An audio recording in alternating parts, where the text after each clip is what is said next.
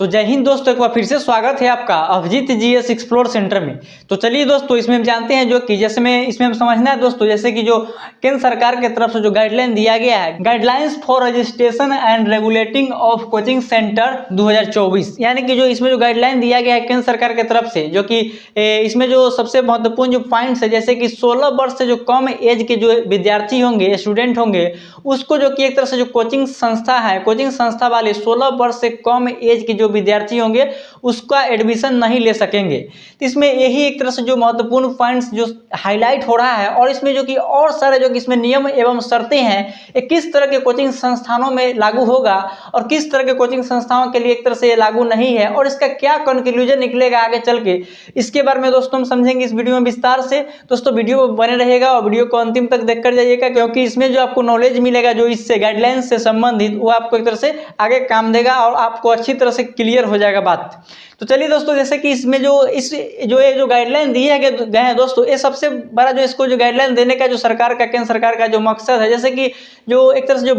बड़े लेवल के जो कोचिंग है इंडिया में, जैसे कि हो गया कोटा में जो पढ़ाया जाता है, दिल्ली में जो कॉम्पिटेटिव एग्जामिनेशन का तैयारी कराया जाता है यूपीएससी का, और अदर कॉम्पिटेटिव एग्जामिनेशन का तैयारी कराया जाता है जो कि बड़े लेवल के जो कोचिंग्स हैं, और कोटा में जो कि आईआईटी हो गया आपको, और साथ ही साथ जो कि नीट का जो प्रिपरेशन कराया जाता है, तो वो सभी कोचिंग संस्थान वाले जो कि एक तरह से, और जो बड़े बड़े जो कोचिंग संस्थान, जो कॉम्पिटेटिव लेवल के जो कोचिंग संस्थान है, वो सभी को देखते हुए जो कि इससे भारत सरकार ने ये जो कि निर्णय लिया है, जैसे कि जो वहाँ पे जो इसमें जो क्या नियम और क्या गाइडलाइंस दिए गए हैं दोस्तों, उसके बारे में हम आगे समझेंगे। जैसे कि ये जो भारत सरकार ने स्टेप उठाया है, जो ये गाइडलाइन दिया है दोस्तों, वो एक तरह से समझिए जैसे कि जो बढ़ते लगभग पिछले 3 सालों में लगभग जो कि 35,000 जो कि स्टूडेंट्स जो कि भारत में सुसाइड किए हैं, ओनली फॉर स्टूडेंट। दोस्तों ये सभी जो बढ़ते हुए सुसाइड का जो केस है, और साथ ही साथ जो कि आग से जो बच्चे जो कोचिंग संस्थान में जो वहाँ पे जो फायर से संबंधित जो सुरक्षा के लिए जो उपकरण नहीं लगाए गए हैं, और साथ ही साथ बहुत सारे जो कि ऐसे फैसिलिटी जो कोचिंग सेंटर वाले प्रोवाइड नहीं कर रहे हैं, उसके लिए जो कि गाइडलाइंस भारत सरकार ने जारी किया है।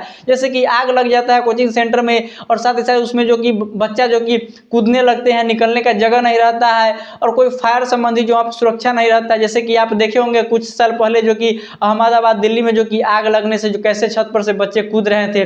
तो वहाँ पे इस तरह से इसी चीज़ को ध्यान में रखते हुए जो कि केंद्र सरकार ने इसका एक तरह से निर्णय लिया है कि हम जो कि कोचिंग संस्थान चलाने वालों के लिए एक गाइडलाइन जारी करेंगे, उसी क्राइटेरिया को फॉलो करते हुए जो कि जो कोचिंग संस्थान वाले होंगे वो अपने बच्चों को जो कि पढ़ाएंगे। और 16 वर्ष से कम एज वाले जो बच्चे हैं दोस्तों, एक तरह से जो अभी जो वर्तमान में जो आईआईटी नीट का जो तैयारी करते हैं बच्चा, और साथ साथ कुछ ऐसे बच्चे भी है जो यूपीएससी का जो तैयारी कर रहे हैं, वो 10वां पास यानी 16 साल उनका एज नहीं पूरा होता है, जो 10वां पास नहीं होते हैं उससे पहले ही वो 6ठा 7वां 8वां में चल जाते हैं दिल्ली या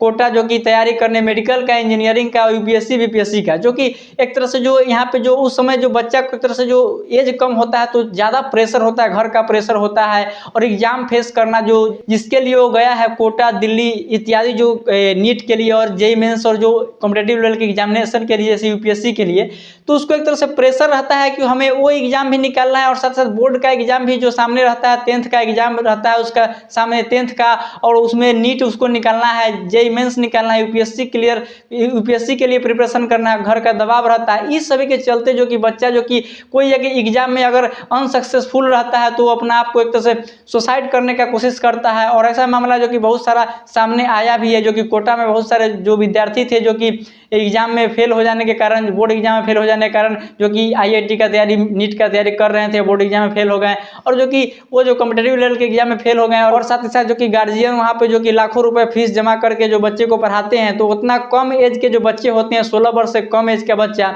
उतने कम एज में जो कि एक तरह से वो प्रेशर को झेल नहीं पाते हैं कि हमें एग्जाम भी निकालना है, गार्जियन इतना पैसा खर्च कर रहा है, और उसको एक तरह से जो एग्जाम उतना कम एज में उतना दिमाग काम नहीं करता है, और वो जो कि अपने आप को सुसाइड कर लेता है। तो इसी को देखते हुए भारत सरकार ने ऐसा जो गाइडलाइन जारी किया है, इसमें हम आगे समझेंगे क्या क्या गाइडलाइंस में दिए गए हैं दोस्तों। और साथ साथ ये जो गाइडलाइंस है दोस्तों, कितने स्टूडेंट्स वाले जो कोचिंग सेंटर होंगे, वो वैसे कोचिंग सेंटर्स वालों के लिए ये जो कि एक तरह से जो महत्वपूर्ण होंगे। और साथ ही साथ जो ग्रामीण स्तर पर मोहल्ला में जो हम लोग 10-20 स्टूडेंट को बुला के पढ़ाते हैं, तो उसके लिए जो कि एक तरह से जो फॉलो नहीं करेगा उसके लिए लागू नहीं होगा। जैसे कि उसमें ये जो मिनिमम है दोस्तों, ये एक तरह से जो इसमें जो कोचिंग सेंटर होंगे, जैसे कि हम आगे समझेंगे जैसे डिफिनेशन ऑफ कोचिंग सेंटर। यहाँ पे जो डिफिनेशन ऑफ कोचिंग सेंटर पहला जो इसका पॉइंट है, जिसमें कि समझिए कि हम मोहल्ला में 10-20 स्टूडेंट्स को बुलाकर पढ़ाते हैं, तो उस पर फुलफिल इस जो ये गाइडलाइंस काम नहीं करेगा। यहाँ पे जो गाइडलाइंस काम करेगा, जैसे इसमें जो दिया गया है, जैसे कि जो 50 से ऊपर जो स्टूडेंट होंगे ना, 50 से ऊपर वाले स्टूडेंट में जो कोचिंग एक सेक्शंस में जो कोचिंग संस्थान वाले 50 से ज़्यादा स्टूडेंट्स को पढ़ाते हैं, उसके लिए जो कि एक गाइडलाइन जो कि फुलफिल करेगा, उसी को कोचिंग सेंटर माना जाएगा। यहाँ पे जो कोचिंग सेंटर का मतलब दिया गया इस गाइडलाइन में, जो कि 50 से ज़्यादा जिसमें स्टूडेंट एक सेक्शन में बैठेंगे, वो हो गया कोचिंग सेंटर। और उससे कम जो कि पढ़ाते हैं मोहल्ला में बुला कर जो बच्चे को,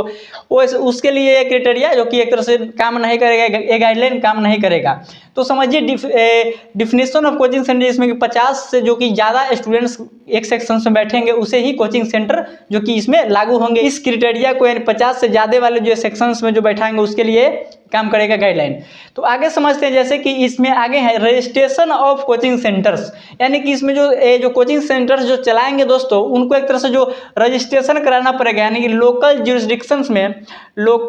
ज्यूरिसडिक्शंस में जाकर अपने लोकल जहाँ पे वहाँ पे उसका जो लोकल ज्यूरिसडिक्शंस होगा, वहाँ पे जाके अपने कोचिंग संस्थान को जो कि रजिस्टर करवाएंगे। और साथ साथ दोस्तों समझिए, जैसे कि एक कोचिंग संस्थान है, उसका हेड ब्रांच हो गया एक जगह, और जो कि उसका जो एक तरह से जो और सारे ब्रांचेज हैं जो कि इस कोचिंग का, तो इसमें जो रजिस्ट्रेशन कराना है, एक ही जो उसका हेड ब्रांच होगा उसको खाली रजिस्ट्रेशन नहीं करवाना है। अगर आपके पास से और उस कोचिंग सेंटर का जो ब्रांच है, और उसमें भी जैसे कि ब्रांच है आपके कोचिंग का, तो उस ब्रांच का भी आपको रजिस्ट्रेशन करवाना अनिवार्य है। तो वहाँ पर रजिस्ट्रेशन करवाना होगा कोचिंग सेंटर का, तभी आप जाकर वहाँ पे जो बच्चे को शिक्षा दे सकते हैं, जो कि वो भी एक तरह से 16 वर्ष से ऊपर के बच्चे को। तो जैसे कि समझिए दोस्तों, यहाँ पे जो रजिस्ट्रेशन ऑफ कोचिंग सेंटर समझ लिए, और यहाँ पे समझिए जैसे कि यही पॉइंट मेन है, हु कैन टेक कोचिंग, यानी कि हु कैन टेक कोचिंग, यानी कि 16 वर्ष से जो कम एज के होंगे उसको आप नहीं पढ़ा सकते हैं। 16 वर्ष से कम एज के विद्यार्थियों को जो बड़े कोचिंग संस्थान है, जिसमें 50 से प्लस जो स्टूडेंट्स है जो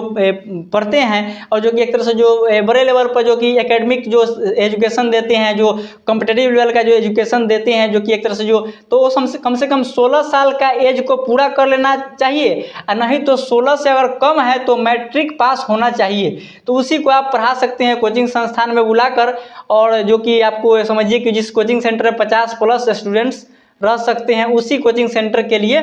जो कि ये गाइडलाइंस लागू होता है। तो समझिए जैसे कि जो हु कैन टेक कोचिंग समझ गए कि आप 16 वर्ष से अधिक उम्र के जो विद्यार्थी होंगे, उसी को आप जो कि एक तरह से कॉम्पिटिटिव लेवल का और एक एकेडमिक सपोर्ट के थ्रू जो उसका जो शिक्षा दिया जाता है, IIT JEE मेंस और जो UPSC BPSC का जो एक तरह से तैयारी करवाया जाता है, वो 16 वर्ष से ऊपर का ही आप करवा सकते हैं।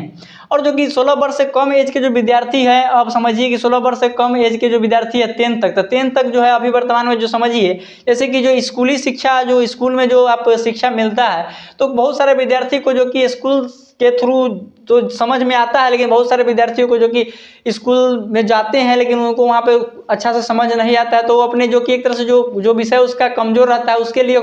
साइड से एक जो कि एक तरह से प्राइवेट कोचिंग लेते हैं। होम ट्यूशन हो गया है, किसी जो कि गांव ग्राम में मोहल्ला में जो कोचिंग होते हैं वहाँ पे वो पढ़ने जाते हैं। 10th तक के बच्चा जो कि 16 वर्ष से नीचे के जो बच्चे होते हैं तो पढ़ने जाते हैं, तो एक तरह से जो उसके लिए जो गांव मोहल्ला में है पढ़ा रहा है जो 10-20 बच्चा को जो टीचर, उसके लिए जो कि ये गाइडलाइन लागू नहीं होगा, वो आप समझ सकते हैं। जो बड़े लेवल के कोचिंग संस्थान हैं जो कि 50 से प्लस सेक्शंस में पढ़ाते हैं, एक सेक्शन में 50 से अधिक स्टूडेंट्स को पढ़ाते हैं, और उनका कई सारे ब्रांचेज हैं और एकेडमिक और एक तरह से कॉम्पिटिटिव लेवल के शिक्षा देते हैं, उसके लिए जो कि ये क्राइटेरिया फुलफिल होता है, गाइडलाइन फुलफिल होता है। तो चलिए हम आगे समझते हैं, जैसे कि मार्केटिंग स्टैंडर्ड्स के बारे में समझते हैं। तो मार्केटिंग स्टैंडर्ड्स इसका क्या है, तो इस जो कि इस गाइडलाइन में जो मार्केटिंग स्टैंडर्ड्स दिया गया है, जैसे कि इस मार्केटिंग स्टैंडर्ड्स का मतलब हुआ दोस्तों, जैसे कि बहुत सारे कोचिंग संस्थान वाले जो कि एक तरह से गारंटी देते हैं बच्चे को, स्टूडेंट्स के पेरेंट्स को और स्टूडेंट्स को, कि हम एकदम डेफिनेटली है कि हम आपको 100 में 100 मार्क्स ला देंगे, हम आपको पास ही करवा देंगे एग्जाम में, हम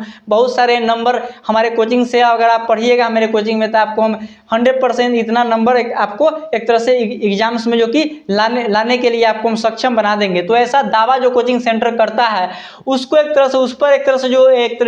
गाइडलाइंस में दिया गया है कि आप ऐसा दावा नहीं कर सकते हैं अपने कोचिंग संस्थान के थ्रू कि बच्चे के पेरेंट्स को मोहित नहीं कर सकते हैं कि हम एकदम गारंटी देते हैं कि आपको हम इतना जो कि एग्जाम में पास करवा देंगे, इतना नंबर लगा देंगे। तो मार्केटिंग स्टैंडर्ड्स में यही बात को कहा गया है। और आगे समझते हैं इसके फी स्ट्रक्चर के बारे में समझते हैं। तो इसमें जो फी स्ट्रक्चर जो है दोस्तों, इसमें जो गाइडलाइंस दिए गए हैं फी स्ट्रक्चर के थ्रू, जैसे कि जो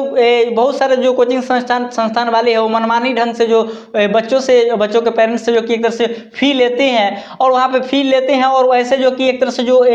वहाँ पे जो फैसिलिटीज़ हैं वो उपलब्ध नहीं कराते हैं। जैसे कि फैसिलिटीज़ में बच्चों के लिए सुरक्षा संबंधी जो भी एक तरह से जो चीज़ होंगे उसको एक तरह से फुलफिल नहीं करते हैं और बच्चे से मनमानी ढंग से पैसा लेते हैं और जो पढ़ाई भी होते हैं गुणवत्तापूर्ण नहीं देते हैं। तो इस तरह से जो कि फी स्ट्रक्चर सरकार ने बोला है कि फी स्ट्रक्चर पर भी ध्यान दिया जाएगा कि मनमानी ढंग से जो लिमिटेड फी के लिए कितना फी लेना है वो तो सरकार ने जारी नहीं किया है, लेकिन एक तरह से इसका जो क्राइटेरिया है फी स्ट्रक्चर का जो कि एक तरह से लिमिटेड क्राइटेरिया के अनुसार ही जो कि कोचिंग संस्थान वालों को फी रखना है। और फी जो रखेंगे दोस्तों और फी जो लेगा दोस्तों ये जो स्टूडेंट से उसका एक तरह से जो रसीद काट कर देना है हर एक चीज़ का। माने कि समझिए कि जो वहाँ पे रह रहा है रूम रेंट का जो एक तरह से जो कोचिंग संस्थान वाले हैं बड़े लेवल का कोचिंग संस्थान वाले के लिए स्पेशली है, जैसे कि कोटा जाता है बच्चा पढ़ने दिल्ली जाता है तो वहाँ पे जो कोचिंग संस्थान वाले जो कि साथ साथ हॉस्टल की सुविधा भी रखते हैं, जो बच्चा वहाँ पे हॉस्टल में रहता भी है और इस कोचिंग सेंटर में जो कि पढ़ाई भी करता है और साथ ही साथ खाने का खर्चा और वहाँ पे जो हॉस्टल का फी होगा और जो एजुकेशन का फी होगा ये सभी का जो कि रिसिप्ट जो कि तैयार करके जो कि स्टूडेंट्स को देना है। तो इस तरह से आप जान सकते हैं कि इसका फी स्ट्रक्चर यही है।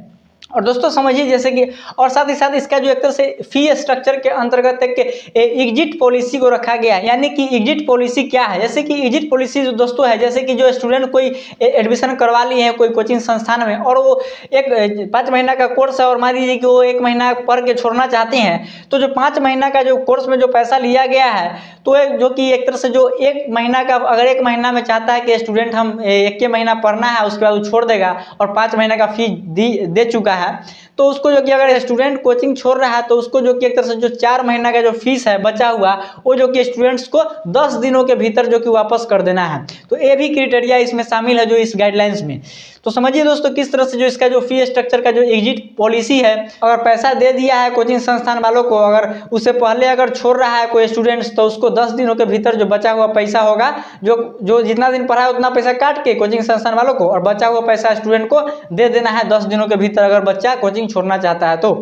तो चलिए हम आगे समझते हैं जैसे कि इसका जो आगे है infrastructure requirements and study hours. तो यहाँ पे समझते हैं जैसे कि इंफ्रास्ट्रक्चर रिक्वायरमेंट्स, जैसे कि जो कोचिंग संस्थान है तो कोचिंग संस्थान वालों से एक तरह से जो सरकार का जो गाइडलाइंस है इसमें जो रेगुलेट किया गया है, जैसे कि जो इसमें कोचिंग संस्थान वालों को दिशा निर्देश दिया गया है कि आप जो एक तरह से जो वहाँ पे जो पढ़ाने का जो एक तरह से जो कोचिंग संस्थान होगा जिसमें जो रूम होंगे वो बड़े साइज का होना चाहिए और साथ ही साथ एक विद्यार्थी के लिए 1 स्क्वायर मीटर का जगह होना चाहिए कम से कम। तो 1 स्क्वायर मीटर के जगह को एक तरह से फुलफिल होना चाहिए जो कोचिंग संस्थान वाले को, जो बच्चा को बैठेगा एक बच्चा कम से कम 1 स्क्वायर मीटर के एरिया में बैठेगा। तो यहाँ पे इंफ्रास्ट्रक्चर और साथ ही साथ वो कोचिंग संस्थान में CCTV होना चाहिए और जो फायर जो आग से लड़ने वाले जो एक तरह से जो वहाँ पे जो सिस्टम्स होते हैं उसको रखना अनिवार्य है और बहुत सारे जो एक तरह से जो फैसिलिटीज़ को यहाँ पे प्रोवाइड करना होगा स्टूडेंट्स को, अगर जितना फ़ी लेते हैं उस फी के अंतर्गत और जो कि स्टूडेंट्स को दिक्कत नहीं होना चाहिए इस इंफ्रास्ट्रक्चर रिक्वायरमेंट्स जो में जो दिया गया है उसके तहत। और साथ ही साथ इसका जो स्टडी आवर है, यहाँ पे जो कोचिंग संस्थान वाले जो स्टडी करवाएंगे दोस्तों उनके लिए जो स्टडी आवर रखा गया है, जैसे कि जो यहाँ पे जो अभी जो स्कूली शिक्षा है स्कूल में जो समय होते हैं लगभग 10 बजे से मिनिमम 10 बजे से 4 बजे तक बहुत सारे स्कूलों में जो कि एक तरह से जो टाइम पीरियड है जो कि 10 से 4, तो वो जो कि 10 से 4 बजे के भीतर में जो कि 10 से 4 बजे जो स्कूल का समय है उस समय आप जो कि बच्चे का जो कि कोचिंग संस्थान वाले जो कि क्लास नहीं ले सकते हैं। तो समझिए किस तरह से में जो कि इसका जो स्टडी आवर्स है, इंफ्रास्ट्रक्चर रिक्वायरमेंट्स है, ये सभी के बारे में आप समझे होंगे। अगर दोस्तों ये सभी जो कि एक तरह से जो यहाँ पे जो गाइडलाइंस दिए गए हैं ये सभी को अगर कोई कोचिंग संस्थान वाले जो एक तरह से फॉलो नहीं करते हैं तो उनको एक तरह से पेनाल्टी यानी कि उनको एक तरह से दंड भरना पड़ेगा। जैसे कि एक पहला बार अगर वो इस जो एक तरह से जो नियम को गाइडलाइंस को फॉलो नहीं करते हैं तो उनको 25,000 रुपये तक का जुर्माना लग सकता है। अगर पहला बार अगर वो एक तरह से इस नियम को फॉलो नहीं करते हैं और पहला बार नहीं किया और मान लीजिए और सेकेंड बार भी ये नहीं किए तो इनको 1,00,000 रुपये तक का एक तरह से जो जुर्माना लग सकता है जो कि इस गाइडलाइंस के तहत तो इसमें जो पेनल्टी दिया गया है। तो इसके बाद जो इसमें जो कंक्लूजन निकलता है दोस्तों, ये जो guidelines for registration and regulating of coaching centre 2024 जो निकाला है केंद्र सरकार ने, भारत सरकार ने,